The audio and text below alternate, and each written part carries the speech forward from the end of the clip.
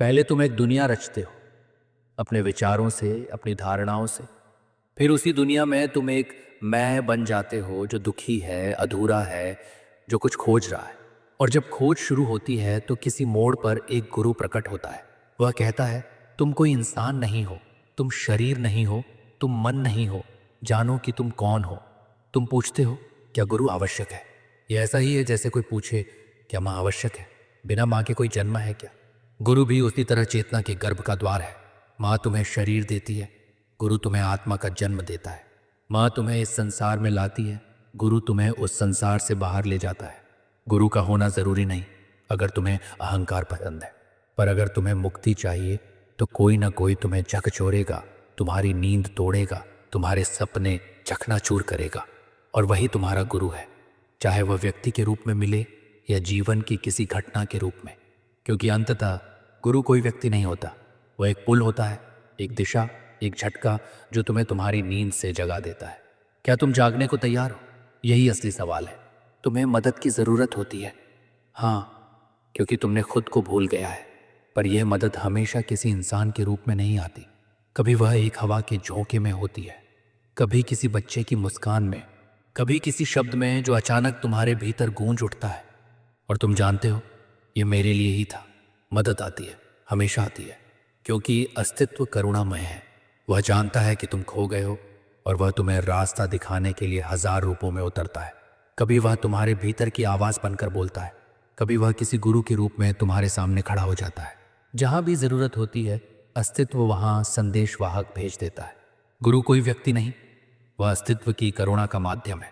पूरा ब्रह्मांड तुम्हारा गुरु है। अगर तुम्हारी आंखें खुली हों तो पत्ते की सरसराहट भी उपदेश है, और मौन भी एक शिक्षा बन जाता है। लेकिन क्योंकि तुम अभी आलसी हो, अशांत हो, तुम्हारा मन धुंधला है, इसलिए तुम्हारा भीतर का गुरु बाहर प्रकट होता है। वह तुम्हें तुम्हारे ही पास लौटाने आता है। जब तुम्हारा हृदय निर्मल हो जाता है तब तुम्हें किसी गुरु की जरूरत नहीं रहती, क्योंकि तब तुम देख पाते हो कि हर चीज, हर घटना, हर सांस ही गुरु है। और तब तुम समझते हो, अस्तित्व सदा तुम्हारे पक्ष में था, बस तुम सुन नहीं पा रहे थे। और जब तुम थोड़ा सा भी शांत होते हो तो एक आहट सुनाई देती है भीतर से। वह तुम्हें पुकारती है, तुम्हें भरोसा करने के लिए प्रेरित करती है, उस दिशा में चलने के लिए जहां कोई मानचित्र नहीं। वही तुम्हारा सच्चा गुरु है, जो तुम्हारे हृदय में शाश्वत रूप से चमकता है। बाकी सब केवल संकेत हैं, राह दिखाने वाले हैं। वे तुम्हें उस प्रकाश की ओर मोड़ते हैं जो पहले से तुम्हारे भीतर चल रहा है। तुम पूछते हो, मैं ऐसा गुरु कैसे पाऊं जिस पर मैं भरोसा कर सकूं? तुम्हारा अपना हृदय तुम्हें बता देगा, क्योंकि गुरु को पाना कोई कठिन काम नहीं है। कठिनाई तो तुम्हारी तैयारी में है। गुरु तो सदा तैयार है, वह तुम्हारी प्रतीक्षा कर रहा है। तुम ही पीछे हटे हो, तुम ही बंद हो। कभी कभी तुम गुरु से मिल भी लेते हो, पर तुम्हारा मन शोर से भरा होता है, तुम सुन ही नहीं पाते। तुम्हारा अहंकार बीच में दीवार बन जाता है और अवसर गुजर जाता है। मैं तुम्हें अपना उदाहरण दूं, मुझ में कोई विशेष योग्यता नहीं थी, मैं कोई तपस्वी नहीं था, कोई ज्ञानी नहीं था। पर जब मैं अपने गुरु से मिला तो मैंने बस एक ही काम किया, मैंने प्रतिरोध नहीं किया, मैंने अपने दरवाजे खुले रखे, और वही पर्याप्त था। क्योंकि जहाँ खुलापन होता है वहाँ से ही प्रकाश प्रवेश करता है। मैंने उनकी बात सुनी, विश्वास किया, पालन किया। और तुम पूछते हो, क्या मुझे गुरु को परखना नहीं चाहिए?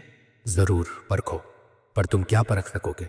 तुम जितनी गहराई में हो, तुम्हारी परख भी उतनी ही गहरी होगी। जो ऊपर ऊपर से देखता है उसे केवल असंगतियाँ दिखती हैं, जो भीतर से देखता है उसे करुणा दिखती है। गुरु को तौलने की तुम्हारी कोशिश ही तुम्हारे अहंकार की चाल है। वह कहता है, मैं तय करूंगा कौन सच्चा है, पर तुम्हारे पास कौन सी तराजू है? तुम्हारे पास तो अभी तक खुद को तौलने की समझ नहीं। गुरु को पहचानने का एक ही तरीका है, देखो कि उसके सान्निध्य में तुम क्या बन रहे हो। क्या तुम्हारे भीतर शांति उतर रही है? क्या जीवन थोड़ा और उजला, थोड़ा और सरल हो गया है? क्या तुम्हारा मन अब तुम्हारा सेवक बन रहा है, मालिक नहीं? तो समझो, तुम सही व्यक्ति के संपर्क में हो। एक बार जब भरोसा हो जाए तो पूरी तरह समर्पित हो जाओ। आधा भरोसा जा रहा है, या तो विश्वास करो या मत करो, पर अगर करो तो पूरे हृदय से करो, क्योंकि केवल पूर्ण विश्वास ही तुम्हें तोड़ता है, और उसी टूटने से तुम जन्म लेते हो नए, ताजे, मुक्त। अधूरापन ये मनुष्य की सबसे बड़ी बीमारी है। यही अधूरापन तुम्हारे सारे दुखों की जड़ है। और अजीब बात यह है कि यह अधूरापन तुम्हारी वास्तविकता नहीं, तुम्हारा भ्रम है। तुम पूर्ण हो, लेकिन तुमने खुद को अपूर्ण मान लिया है। यही गलती है। तुम्हारा आंतरिक ज्ञान, तुम्हारी अंतः प्रेरणा वही तुम्हें बताती है कि कब किसी गुरु पर भरोसा करना है। जब भीतर से एक गहरी हाँ उठती है, बिना कारण बिना तर्क के, वहीं से यात्रा शुरू होती है। मेरे गुरु ने मुझसे बस एक ही बात कही थी, जो तुम हो उसी पर ध्यान दो, बाकी सब भूल जाओ। और मैंने वही किया। न मैंने कोई विशेष ध्यान की तकनीक अपनाई, न कोई मंत्र, न कोई शास्त्र। मैं बस मैं हूं पर टिक गया। जब भी मन भटकता मैं लौट आता, बस मैं हूं। सुनने में यह बहुत साधारण लगता है, यहां तक कि मूर्खतापूर्ण भी, पर मैं तुम्हें बता दूं, सादगी ही सबसे गहरी विद्या है। जहां जटिलता होती है वहां मन होता है, जहां सादगी होती है वहां सत्य झलकता है। और यह सब इसलिए सफल हुआ क्योंकि मैंने अपने गुरु की आज्ञा मानी। आज्ञाकारिता, इसका अर्थ दास्ता नहीं है, ये अहंकार को समर्पण करना है। जैसे ही तुम मैं जानता हूं छोड़ते हो, तभी ज्ञान उतरता है। आज्ञाकारिता सब भय मिटा देती है, क्योंकि अब कोई मैं नहीं बचता जो डरे। और जब चाह और डर दोनों चले जाते हैं, वहीं साक्षात्कार होता है। वहीं तुम अपने वास्तविक स्वरूप से मिलते हो, जो न अधूरा है न पूरा, बस है। जब समर्पण सच्चा होता है, तब भीतर एक अपार शक्ति का प्रवाह शुरू होता है। ऐसी शक्ति जो तुम्हारी नहीं लगती, पर वही तुम्हारा वास्तविक स्वरूप है। अधिकांश भक्त भरोसा तो करते हैं, पर शर्तों के साथ। जब तक जीवन मधुर है वे गाते हैं गुरु गुरु। जैसे ही कोई आंधी आती है, उनका विश्वास उड़नछू हो जाता है। वे सोचते हैं शायद अब दूसरा गुरु चाहिए। पर सुनो, जिसने तुम्हें आंधी दी है वही तुम्हें उड़ान भी देगा। सच्चा गुरु कभी तुम्हें गुमराह नहीं कर सकता, यह तुम्हें केवल तुम्हारे भ्रमों से मुक्त करता है। और यह प्रक्रिया कभी कभी कष्टदायक लग सकती है। तुम पूछते हो, क्या आत्म साक्षात्कार मेरे प्रयास से हुआ या गुरु की कृपा से? यह प्रश्न ही गलत है, क्योंकि दोनों अलग नहीं हैं। गुरु की कृपा ही तुम्हारे भीतर प्रयास बन जाती है, उनकी रोशनी ही तुम्हें देखने की क्षमता देती है। मेरे गुरु ने केवल दिशा दी, शब्द उनके थे, और उन शब्दों में उतरने का साहस मेरा था। विश्वास मेरा था, शिक्षा उनकी थी। और जब विश्वास ने शिक्षा को छुआ, तो वह बीज अंकुरित हुआ। गुरु के शब्द केवल द्वार है, पर द्वार तभी खुलते हैं जब तुम भरोसा करते हो। उनके व्यक्तित्व में, उनके मौन में, उनके नेत्रों में मुझे सत्य की गंध मिली। और जब मैंने पूरी तरह भरोसा किया, तो पाया कि गुरु कहीं बाहर नहीं थे, वह तो सदा मेरे भीतर ही विराजमान थे। हाँ, बिना शब्द के भी साक्षात्कार हो सकता है, बिना विश्वास के भी। पर लेने वाला कहाँ है? एक भरा हुआ बर्तन जब तक खुला ना हो, उसमें नई चीज नहीं समाती। स्पर्श, दृष्टि, विचार, ये केवल एक झटका है, एक दरवाजे की खटखटाहट। असली काम तो भीतर होता है। यदि अंदर की मेजबानी शांत, साफ और सरल है, तो एक हल्की सी आंच भी चिंगारी बना देती है। जिन लोगों ने केवल स्पर्श, दृष्टि या विचार से प्रत्यक्ष ज्ञान प्राप्त किया है, वे कोई चमत्कारिक होने से पूर्व तैयार थे। उनकी तैयारी वहां थी जहां अनुभव उतरना चाहता था। उनका अहंकार कम था, प्रतिरोध कम था, इच्छा और भय दोनों नाजुक हुए पड़े थे। इसलिए एक छोटे से स्पर्श ने उन्हें तोड़ दिया, और उस टूटने में सृजन हुआ। आलस्य और बेचैनी, यह दोनों महान बाधक हैं। जब तक तुम अपनी आलस्य वृत्ति और बेचैनी की आदतों को नहीं देखते, तब तक हर अनुभव चेहरे पर पानी का छींटा रह जाता है, गहरे नहीं उतरता। तैयारी चाहिए, एक साफ हृदय, एक निर्भीक हाजिरी और थोड़ी बहुत आज्ञाकारिता, जो तुम्हारे अहंकार को दरवाजा बंद न करने दे। याद रखो, गुरु किसी जादूगर की तरह तीर नहीं चलाता, वह केवल संकेत देता है। लेने वाला तैयार हो तो संकेत ही साक्षात्कार बन जाता है। और यदि तुम अंदर से जागते हो, तो अचानक, बिना शब्दों के, बिना तैयारी के भी सब कुछ बदल सकता है। वे पहले से ही तैयार थे, उनके भीतर वह परिपक्वता पहले से थी। लेकिन ऐसे लोग बहुत कम हैं। अधिकांश अभी पकने की प्रक्रिया में हैं। साधना वह अग्नि है जो धीरे धीरे फल को पकाती है, जो भीतर के बीज को अंकुरित करती है। गुरु की कृपा यह निरंतर है, सार्वभौमिक है। ये किसी को चुनकर नहीं दी जाती, किसी को अस्वीकार कर नहीं दी जाती। यह हमेशा तुम्हारे लिए कार्यरत रहती है। तुम तैयार हो या नहीं, तुम समझो या नहीं, यह अविचल रूप से तुम्हारे कल्याण के लिए कार्य करती है। तुम्हारा मन सच की खोज में है, बस गुरु की कृपा ने उसे उस ओर मोड़ दिया, और वही कृपा तुम्हें अंततः उस साक्षात्कार तक पहुंचाएगी। गुरु शिष्य से क्या मांगते हैं? कुछ नहीं, केवल एक ही चीज, उद्देश्य की स्पष्टता और तीव्रता। यदि यह तीव्रता है, यदि यह स्पष्टता है, बाकी सब देखा जाएगा, अनुभव कर लिया जाएगा। गुरु क्या है? गुरु कोई व्यक्ति नहीं, कोई वस्तु नहीं। गुरु वह चेतना है जो तुम्हें तुम्हारे भीतर की गहराई तक खींचती है। गुरु वह है जो तुम्हारे अहंकार को झकझोरता है ताकि तुम स्वयं के वास्तविक स्वरूप से मिल सको। गुरु केवल दर्पण है। तुम देखो और समझो कि जो बाहर है वह तुम्हारे भीतर का प्रतिबिंब है। वह जो उस अवस्था को जानता है जहाँ न संसार है, न उसका विचार, न कोई चाह, न कोई डर, वही सच्चा सर्वोच्च गुरु है। गुरु का उद्देश्य क्या है?